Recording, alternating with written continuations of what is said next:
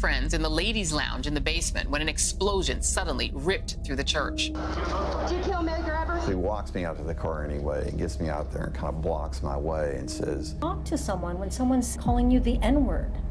Because you take the higher road. You know who you are. Listen very closely to my evidence. And white power! White power! At his home in Tennessee for more than 6 hours, an interview he won't forget. The things that we had in contrast as trivial as skin color began to matter less and less. I will also have some videos by people who are not familiar. Number 5, Samuel Bowers. Samuel Holloway Bowers Jr. was a man with a deep-seated hatred for African Americans and Jewish people. Born in New Orleans, Louisiana, he had family ties to Mississippi, where he would eventually become the first imperial wizard of the White Knights of the Ku Klux Klan. Bowers was involved in the planning and putting down of numerous acts of violence, including the slaying of civil rights activist Vernon Dahmer in 1966. He was also accused of being involved in the planting of explosives at Jewish targets in the cities of Jackson and Meridian during the late 1960s. In 1998, he was finally convicted of ordering the slaying of Dahmer, and he was sentenced to life in prison. Bowers' roots to racism and hatred ran deep, with both his grandfathers holding explicitly anti-equality views towards African Americans. In his later years, Bowers was largely shunned, with only one person claiming to be his brother visiting him during his life sentence. When he died in 2006 at the age of 82, an out-of-state relative came forward to claim his body. Did you kill Medgar Evers? he walks me out to the car anyway and gets me out there and kind of blocks my way and says, They were with their friends in the ladies' lounge in the basement when an explosion suddenly ripped through the church. prosecuting Byron Deal Beckwith for the murder of Medgar Evers, this other arm of the state who had access to the files and began to leak me the files. Number 4, Robert Chambliss. Robert Chambliss, also known as Dynamite Bob, was a member of the United Klans of America, a white supremacist terrorist group, and was convicted in 1977 for his role as a conspirator in the 16th Street Baptist Church explosions in 1963. In addition to the explosions, Chambliss was also responsible for putting fire in the homes of several African American families in Alabama. On May 13, 1965, a memo to the FBI Director J. Edgar Hoover identified Chambliss, Bobby Frank Cherry, Herman Frank Cash, and Thomas Edwin Blanton Jr. as suspects in the 16th Street Baptist Church explosions that slayed 4 young African American girls. However, the investigation was closed in 1968 without any charges being filed. It was later revealed that the FBI had evidence against the named suspects that had not been revealed to the prosecutors by order of J. Edgar Hoover. Hoover stopped and shut down the investigation in 1968. Ms. Collins Rudolph, thank you so much for being here. I really appreciate the chance to talk with you. And of course, they'll have that visceral reaction like, what the hell is going on here? On that day, we was going to have a youth day program. The files were later used by Alabama Attorney General Bill Baxley to reopen the case in 1971. Chambliss was finally convicted in 1977 for his role in the explosions and was sentenced to several terms of life imprisonment. He died at the age of 81 in Lloyd Noland Hospital and Health Center in Birmingham on October 29, 1985, still proclaiming his innocence. He had served his sentence in a prison near Montgomery, Alabama. The 16th Street Baptist Church explosions was one of the most infamous incidents of racial violence during the Civil Rights Movement. Chambliss, a truck driver for an auto parts company, joined the Klan in 1924 at the age of 20 and was known as Dynamite Bob. He was convicted of the slaying of only one of the 4 girls, Denise McNair, the 11-year-old daughter of Christopher McNair, a Birmingham photographer who is now a member of the state legislature. The other victims were Carol Robertson, Cynthia Wesley, and Addie Mae Collins, all 14. Although at least 4 other Klansmen were identified as suspects in the explosions, none were ever indicted for the crime. Chambliss was taken to Lloyd Noland Hospital and Health Center from the St. Clair Correctional Facility in Springville, Alabama, where he was serving a life sentence. An autopsy was performed following his demise. Talk to someone when someone's calling you the N-word. Because you take the higher road. You know who you are. And what happened in the basement of that church? We are inherently prone to crime.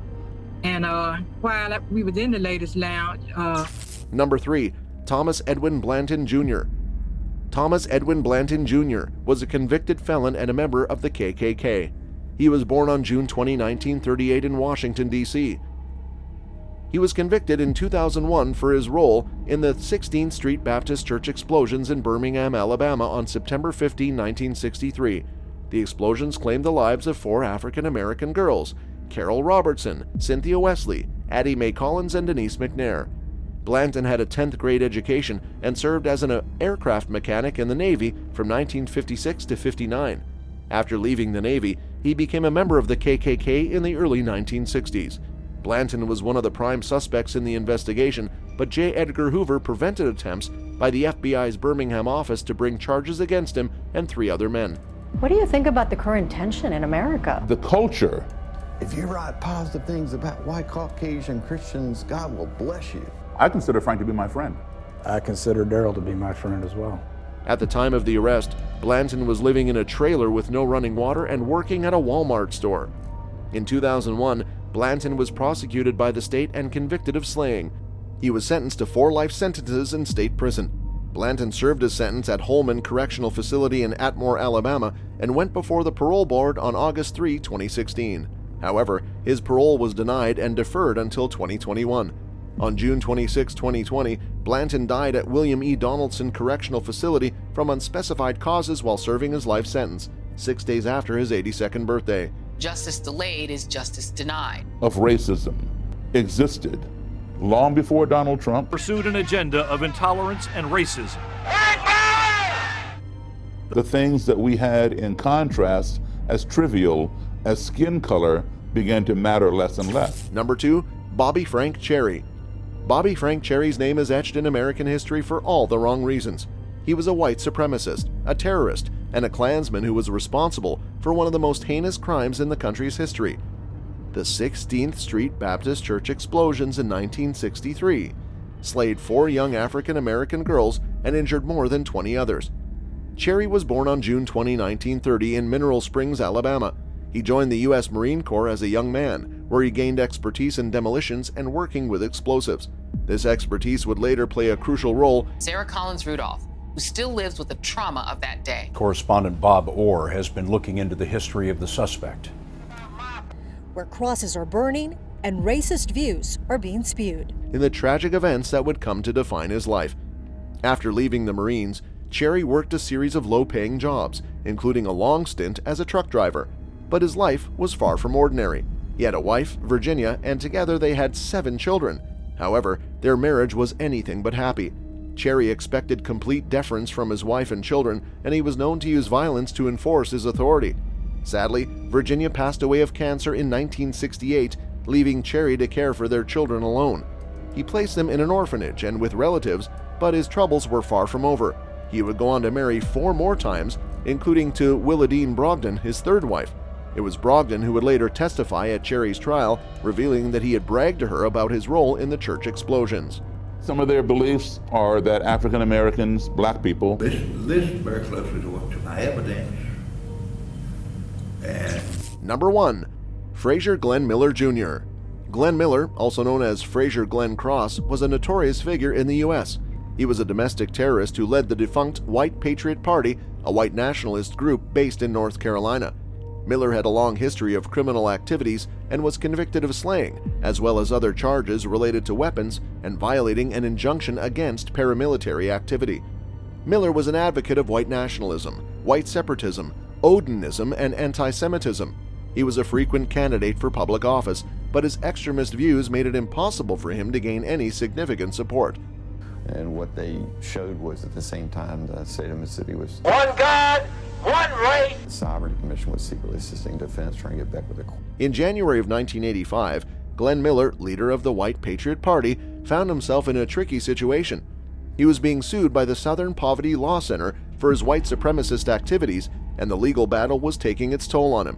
However, in a surprising turn of events, Miller signed an agreement with the SPLC leader Morris Dees, in which he promised to cease his extremist activities in exchange for the lawsuit being dropped. It seemed like a win-win situation for both parties. He later renamed his group the White Patriot Party and led rallies in military fatigue. Every piece of my evidence is relevant to my frame of mind. We'll request that you be open-minded. But just over a year later, Miller was back in trouble with the law. He was accused of violating the terms of the agreement by operating a paramilitary training camp, which was seen as a direct violation of his promise to stop his white supremacist activities. Miller's contempt of court charge was not taken lightly, and he was found guilty. The sentence was a year in prison, with 6 months of the term suspended. As part of the punishment, he was also ordered to have no contact with any white supremacists. For Miller, this was a significant blow.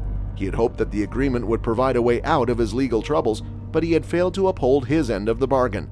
On April 13, 2014, Miller was arrested after the Overland Park Jewish Community Center shooting in Overland Park, Kansas. The shooting was a hate crime against the Jewish community, and Miller was charged with capital slaying and attempted slaying. Glenn Miller's fate was sealed on August 31, 2015, when he was found guilty of a heinous crime that shocked the nation. Miller had been responsible for the shooting at the Overland Park Jewish Community Center in Kansas, where he slayed 1 person and injured 3 others. White power! I will also have some videos by people who are not familiar. We didn't, nobody knew that. Whoever killed Medgar Evers. He was convicted on 1 count of capital slaying, 3 counts of attempted slaying, and various attack and weapons charges. 8 days later, the same jury recommended that Miller be put to sleep forever by lethal injection. The recommendation was a clear sign of the anger and outrage that Miller's actions had sparked across the country. It was a verdict that sent shockwaves through the white nationalist community, of which Miller had been a leading figure. Miller spent the rest of his life in prison, waiting for his sentence to be carried out. On May 3, 2021, he passed away in prison, leaving behind a legacy of terror and violence. Without regard to what other people expect you to. I think blacks in the United States and Jewish people are the most racist people on earth. At his home in Tennessee for more than 6 hours, an interview he won't forget. That's all for this video, folks. Thank you so much for watching, and we will see you next time in our next video.